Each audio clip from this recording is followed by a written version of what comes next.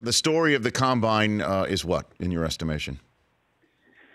Well, I mean, it's crazy because he didn't do anything on the field, but Kyler Murray was still the buzz. I mean, I always ask what the story of the combine is. To me, it's what people are talking about in the evenings when we leave the stadium, and that was the dominant conversation. What he was tall, he was 5'10", which we consider tall after a 5'9" expectation. He was 207 pounds, which was bigger than expected. And then, the conversation shifts to what are the Arizona Cardinals going to do? Are they going to take him? Are they going to trade Rosen? Or is this all a giant smokescreen? I mean, that was the dominant conversation the entire time down there. And what's your sense? I started by saying there's no chance that the Cardinals have already made their decision. Zero. So what's your take on that? There's so much information floating around, and it's nothing's consistent. So I'm leaning towards the Kyler Murray thing. I'm leaning towards that happening. So that's just, I would say if you're going to put it on a scale, I would say 70 to 75% of the people I talk to in all different realms in the football world have believe it. So I'm going to trust them on that and their gut instinct there. So I do think there's a really good chance Kyler Murray is going to be the first pick. What would you do, DJ? You're the general manager. Let's put you in Steve Keim's shoes. What would you do, knowing that the owner just one and done the coach, and knowing that you've got a new head coach that nobody really saw coming?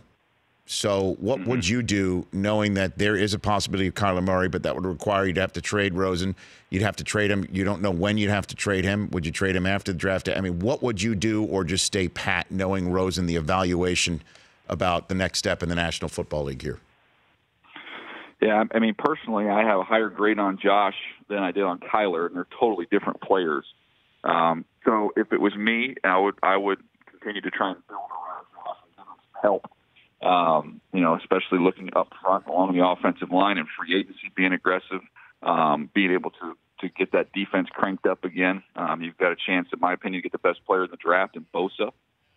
That's where I would go. Now, there's a difference between what I would do and then also understanding they have if this is their plan. If you hire Cliff Kingsbury and you are going to go all in around his offense and around his system and go for it, then I understand the Kyler Murray thing in that situation because of the relationship between those guys, how he would fit into what they want to do, and the mere fact that as bad as they are in the offensive line in the short term, Kyler Murray will be able to get away from some of that Josh wouldn't be able to get away from.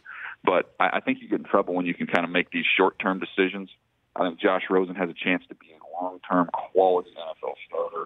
And personally, I would do my best to try and build up around him. Okay. Now let's just say Daniel Jeremiah here on the Rich Eisen Show. What would you give up for Rosen if you're another team out there and you think that he is available, or you are buying the, if you will, smokescreen, if that's what it is, from Arizona, and you go knock on the door and what's the Godfather offer? You think if you're the general manager looking for Rosen?